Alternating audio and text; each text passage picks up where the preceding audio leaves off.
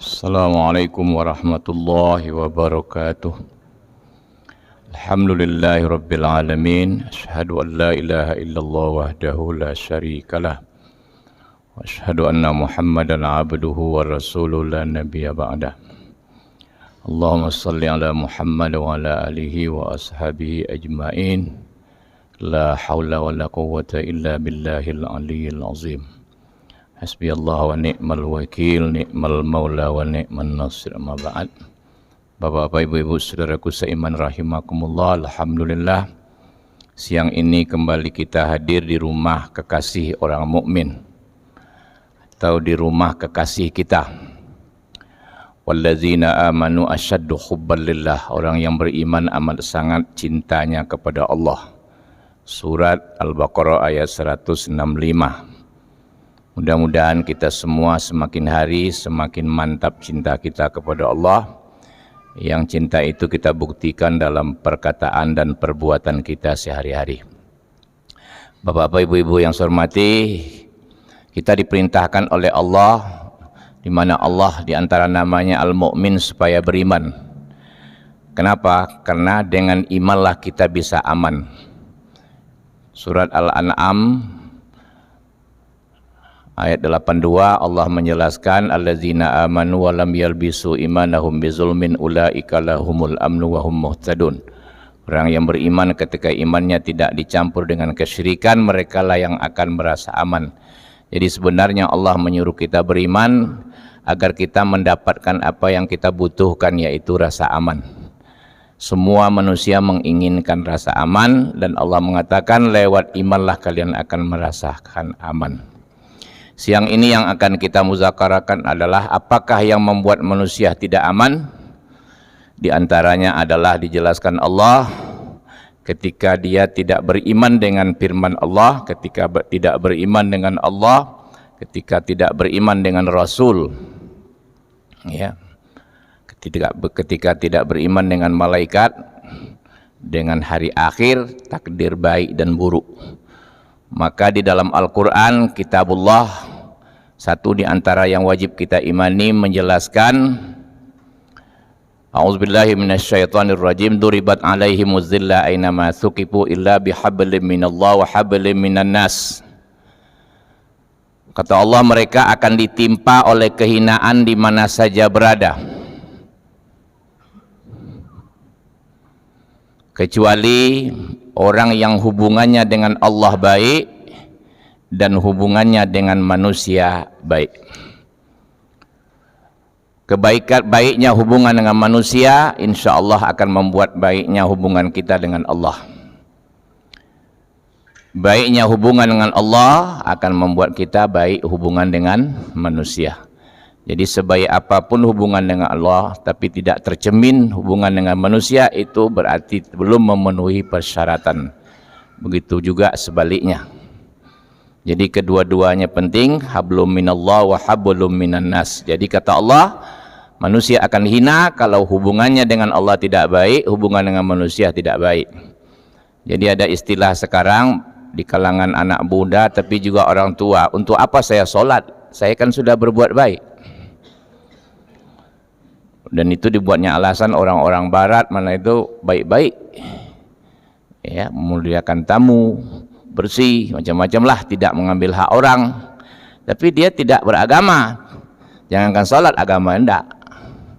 Sebenarnya ketika dia bilang itu sudah tidak baik, karena hubungannya dengan Allah tidak baik. Cepat atau lambat itu akan berbahaya.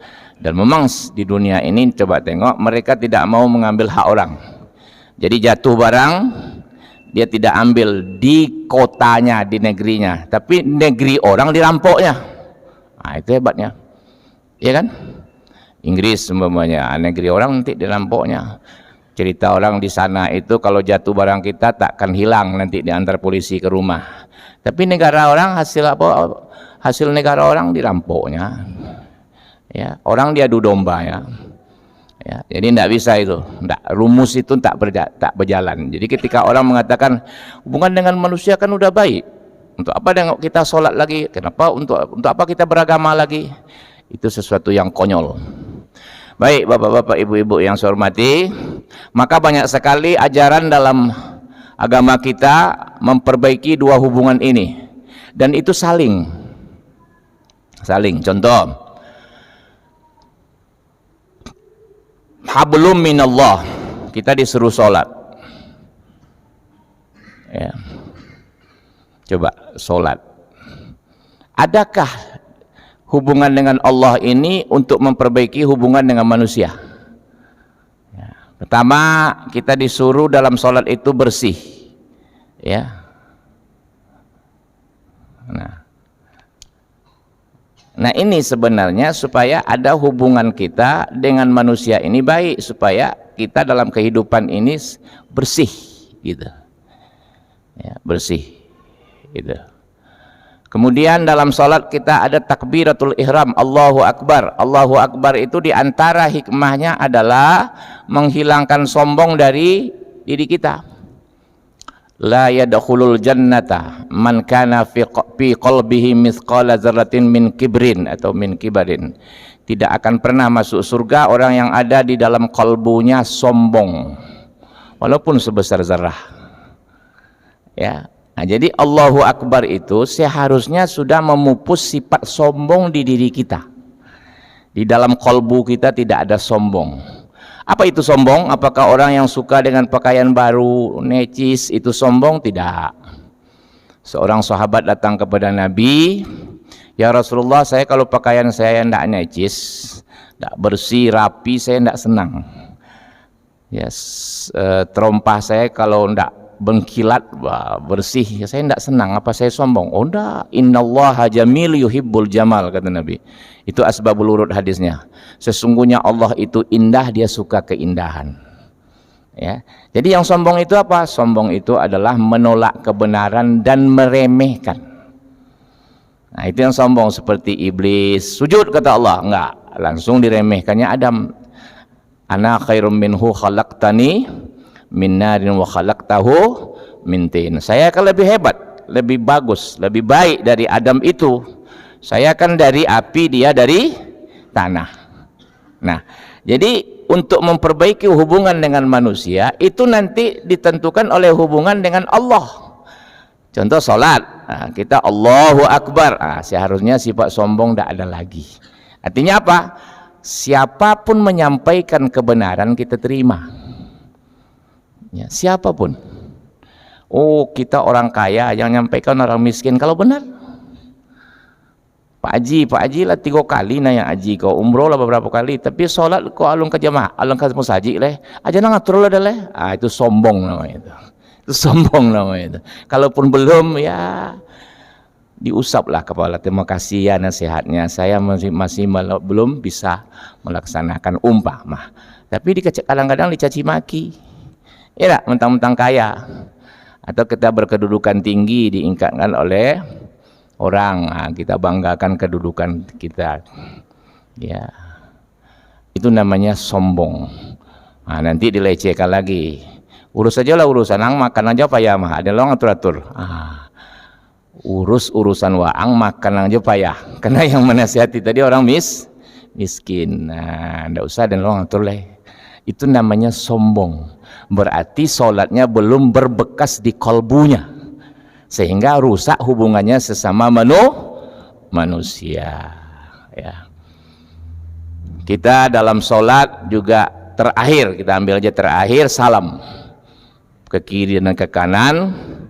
Itu mengajar kita setelah selesai hablum minallah, Anda ada tugas lagi. Tugas Anda apa? Menebarkan keselamatan di muka bumi ini. Jadi bukan hanya kepada manusia, malah juga hewan dan makhluk Allah lain, tumbuh-tumbuhan. Itu assalamualaikum gitu. Menebarkan rahmat Allah. Ya.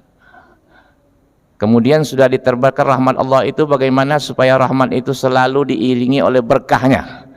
Nah, itu contoh tadi. Nah, nanti ada lagi, man kana yu'minu billahi wal yaumil akhir falyuhsin ila jarih. Orang yang beriman kepada Allah dan adanya hari akhirat, hendaklah dia berbuat baik kepada tetangganya. Nah, ini coba, tetangga. Tadi salat kan salam. Jadi apa kita salam? Menebarkan keselamatan, assalam.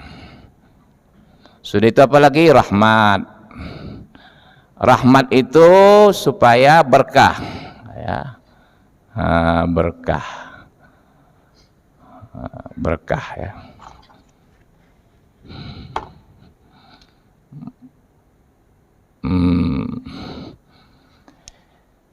Mari kita hubungkan, kita sholat nih. Assalamualaikum warahmatullahi wabarakatuh. Udah. Apa Allah ingatkan? Jangan coba-coba kalian hebat hubungan dengan saya, tahajud kalian mantap, sholat sunat kalian mantap, tapi hubungan dengan manusia enggak, pasti hina kalian. Nah, maka dijelaskan oleh hadis, orang kalau mau aman, bukti orang beriman, dia selalu berbaik kepada tetangga. Tetangga itu siapa? Orang yang berdekatan dengan kita. Nah, kita buat contoh rumah dulu. Si A berdekatan rumah dengan si B. Si A ini sholat nih. Tadi salam, siap untuk menebarkan keselamatan, rahmat dan berkah. Oke. Keselamatan, tidak diganggu. Ya, kalau dia sakit, kita tidak boleh menyetel TV atau apa, atau pokoknya tidak boleh mengganggu lah. Ya. Tapi juga kalau dia sakit, bukan sekedar kita tidak mengganggu dengan suara macam-macam, tapi juga kasih rahmat dia. Maksudnya apa? Bantu dia. Kalau dia miskin, bantu untuk berobat. Ya. Oh, dia kafir. Jadi kalau kita bertetangga dengan saudara kita seagama dengan kita, ya kan? Dia tetangga. Saudara seagama, tetangga, 3 haknya. Hak sebagai saudara, hak sebagai seagama, hak sebagai tetangga. Oke. Sekarang dia kafir. Hak bertetangga. Makanya Nabi, apa kata beliau, saking seringnya Jibril mengingatkan saya kepada masalah tetangga, hampir saya menyangka bahwa tetangga itu bisa mewarisi. Hampir saya menyangka, kata Nabi, tetangga bisa begitu pentingnya, ya gitu. Jadi bantu dia. Oke, nih. Sekarang dia Islam, tetangga kita, tidak kita ganggu dia dengan mulut kita, sakit dia, kita tidak ganggu dengan bunyi-bunyian, kita kasih dia rahmat. Nah, sekarang rahmat ini berkahnya di mana? Rahmat itu berkahnya dengan dia sholat umpamanya, dengan dia baca Quran, dengan dia puasa, itu diantaranya. Oke. Sekarang dia tidak sholat. Apa tugas kita memperbaiki dia? Memperbaiki dia bukan sekadar dikasih materi, tapi kita ajar dia sholat. Kalau kita tidak bisa, kita carikan bagaimana supaya dia bisa sholat. Kalau dia tidak bisa baca Quran, kita usahakan dia baca Quran. Kita menganggap bertetangga itu yang penting, kasihlah dia beras, ya, kasihlah dia uang sekolahkan anaknya. Itu betul, tapi ada yang paling penting, yaitu berkahnya ini. Assalamualaikum warahmatullahi wabarakatuh tadi, sholat kan? Kita siap untuk menebarkan keselamatan, rahmat dan berkah. Ini bagaimana supaya tetangga kita itu bisa baca Quran, bisa sholat, mau puasa. Nah, ini bapak-bapak, ibu-ibu yang saya hormati, pokoknya taatlah dia kepada Allah. Kita mengajar tetangga kita sholat atau membuat dia dari tidak sholat kepada sholat, kita tidak menganggap itu berbuat baik, padahal itu yang paling penting daripada yang makan diri, itu yang paling penting, ya. Paling penting itu menjaga supaya dia jangan lagi tidak sholat, atau supaya dia tidak bisa baca Quran. Kita usahakan supaya bisa dia baca Quran. Nah itu. Jadi bapak-bapak, ibu-ibu yang saya hormati, bagaimana supaya hubungan dengan manusia baik, hubungan dengan Allah ini sebetulnya saling. Bukti orang baik hubungan dengan Allah, nampak hubungan dengan manusianya baik. Kebaikan hubungan dengan manusia mendukung kita baik dengan Allah. Tadi dikatakan bahwa ada orang nanti di dunia ini hubungannya dengan Allah baik, tapi dengan manusia tidak. Maka di akhirat dia jangan-jangan termasuk muflis, orang yang bangkrut. Nah, ini yang bahaya nih. Jadi Nabi bertanya kepada sahabat, tahukah kalian orang yang bangkrut? Sahabat menjawab, orang yang tadi di kalangan kami punya harta tidak punya harta. Kata Nabi, bukan, yang bangkrut itu orang yang besok datang menghadap Allah dengan pahala sholatnya, pahala puasanya, pahala hajinya, tapi ketika dia melangkah ke surga ada saja yang memanggil. Nah, ini hablum minan nasnya rusak.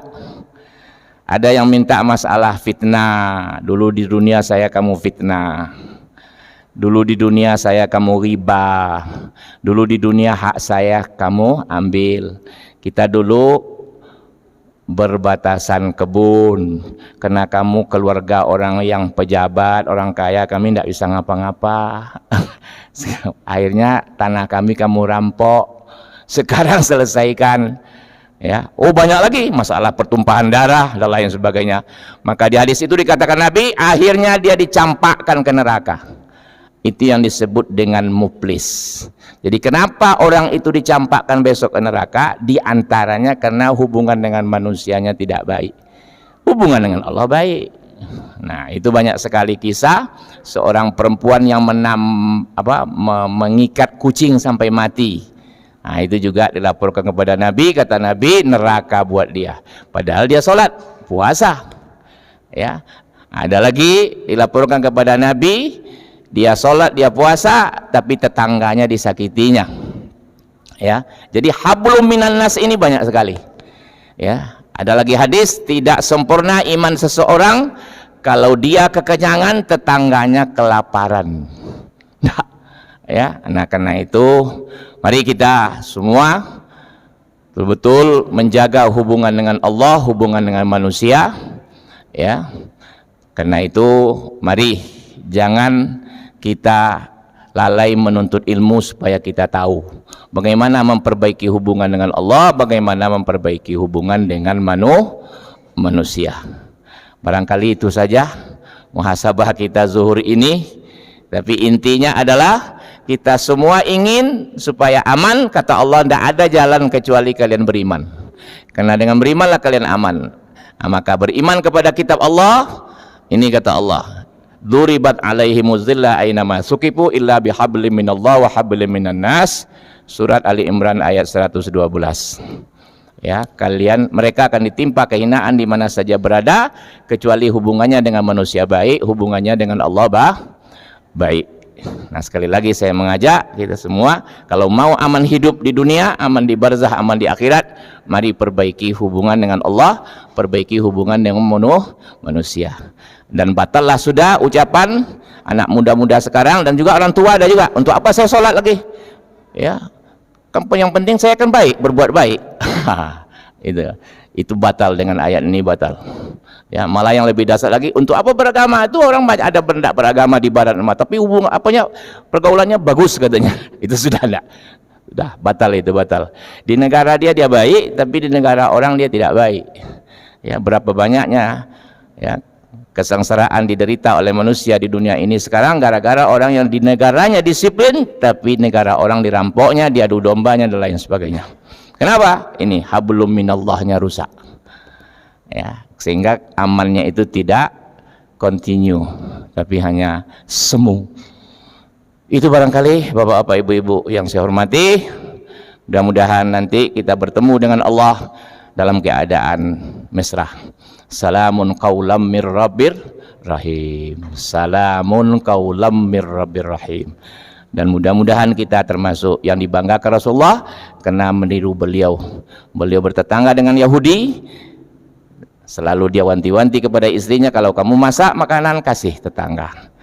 Jadi kapan Nabi putus hubungan dengan Yahudi itu? Ketika Yahudi itu meracuninya. Sejak itu baru Nabi nggak mau lagi. Ya, tapi selain itu Nabi tetap baik kepada tetangga. Jadi Nabi sebagai uswah kita, mari kita mantapkan hubungan dengan manusia, hubungan dengan Allah. Subhanakallahumma wa bihamdika asyhadu an la ilaha illa anta astaghfiruka wa atubu ilaik. Assalamualaikum warahmatullahi wabarakatuh.